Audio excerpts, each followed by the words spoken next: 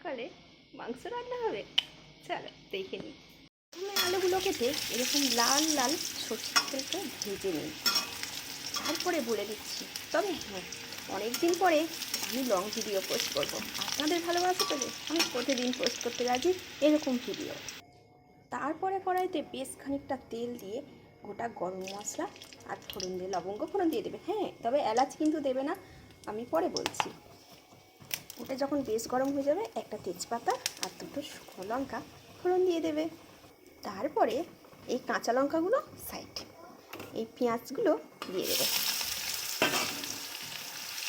একদম শর্টকাটে ঝটপট রান্না।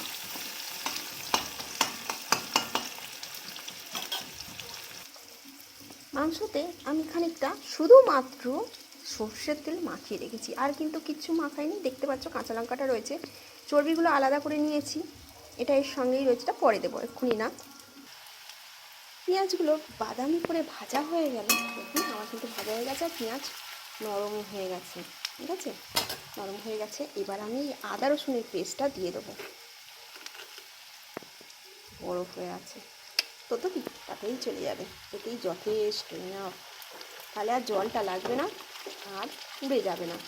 আর হ্যাঁ, তবে কিন্তু মশলাটা না পড়ার জন্য সামান্য একটু চিনি দিয়ে দিতে হবে। আমি দেখাচ্ছি, যেহেতু এক হাত দিয়ে ক্যামেরাটা ধরেছি, স্ট্যান্ড নেই, আমি কিন্তু এখানে দেখছি এটা গলে যাবে, চিনিটা দিয়ে দিয়েছি, চিনি দিয়েছি। হ্যাঁ, আমি এখানে একটু চিনি দিয়েছি যাতে মশলাটা আমার পুড়ে না যায়। যেহেতু বললাম শর্টকাটে ঝটপট রান্না, তো আমার তো আঁচটা জোরে দিয়ে রান্না করতে হবে। দেখতেই পাচ্ছ তোমরা, আমার কিন্তু মশলা থেকে তেল ছেড়ে দিয়েছি।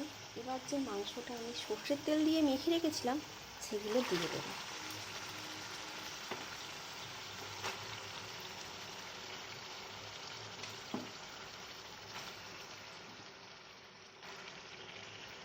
আমি যে এখনও হলুদ দিইনি সেটা তোমরা নিশ্চয়ই বুঝতে পারছো। আমি কিন্তু শুধুমাত্র লবণ দিয়েছি। তো মশলাটা আমি বেশ ভালো করে কষিয়ে নেব। এটা ঢাকা দিয়ে কষাবো। হলুদ, বাকি সব জিরে গুঁড়ো, ধনিয়া পাউডার, এগুলো সব আমি পরে দেবো। কিন্তু মাংসটা আমার পুরো কষানো হয়ে গেছে, তেল বেরিয়ে গেছে। যেহেতু আমি কম তেল দিয়েছি তাই দেখা যাচ্ছে না। এবার কিন্তু আমি চর্বিগুলো দিয়ে দেবো, দিয়ে কষিয়ে নেব।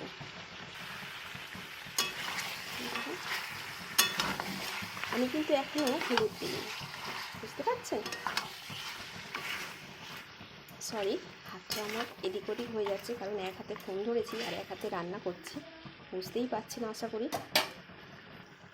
এবার কিন্তু আমি আলু আর সেই এলাচ ফাটানোগুলো দিয়ে দেবো, ওটাই দিয়ে দেবো, দিয়ে একটু নাড়িয়ে চালিয়ে নেব। আমি এখানে হলুদ, লঙ্কার গুঁড়ো, ধনে পাউডার, জিরে পাউডার সব দিয়ে দিয়েছি। এবার এগুলো ভালো করে মিশিয়ে নেওয়ার পালা। আর একদিকে কিন্তু আমি জল বসিয়ে দিয়েছি, গরম জল, ঝাঁটাস করে, মানে চটজলদি, যেহেতু বলেছি তাড়াতাড়ি করবো, বেশিক্ষণ সময় নেব না। তো শুধুমাত্র মাংসটা যতক্ষণ কষবে ততক্ষণ, আর প্রেসার কুকারে যতটা হিট দেবো ততক্ষণ। আশা করি নতুনরা ভালো লাগবে এটা দেখলে। দেখুন আমার কালারটা কত সুন্দর এসছে, দেখছেন? একদম গোলবাড়ি স্টাইলে। তবে হ্যাঁ, গোলবাড়িতে যে গোটা রসুনগুলো দেওয়া হয় সেখানে কিন্তু আমি এখানে গোটা রসুন ইউজ করলাম না। এই রঙটা যখন আরও ফুলবে না, আরও যখন ঝোলের সঙ্গে ফুলবে, আরও সুন্দর ফুলবে, আপনাদের দেখাবো, শেষ পর্যন্ত দেখতে থাকুন। এবার আমি, আমার কষানো হয়ে গেছে, প্রেসার কুকারের মধ্যে এগুলো দিয়ে দেবো। জলটা ঠিক কিন্তু আমি এতটা দিয়েছি, এর বেশি দেবো না, যেহেতু প্রেসার কুকারে আমার সিদ্ধ হবে, তো জল তো বেশি লাগবে না, তাই আমি কম করে দিয়েছি। এই ঝোলটা কিন্তু ভীষণভাবে সুন্দর গাঢ় হবে। চলুন ঢাকা দিয়ে আমি মোট গুনে গুনে 4টে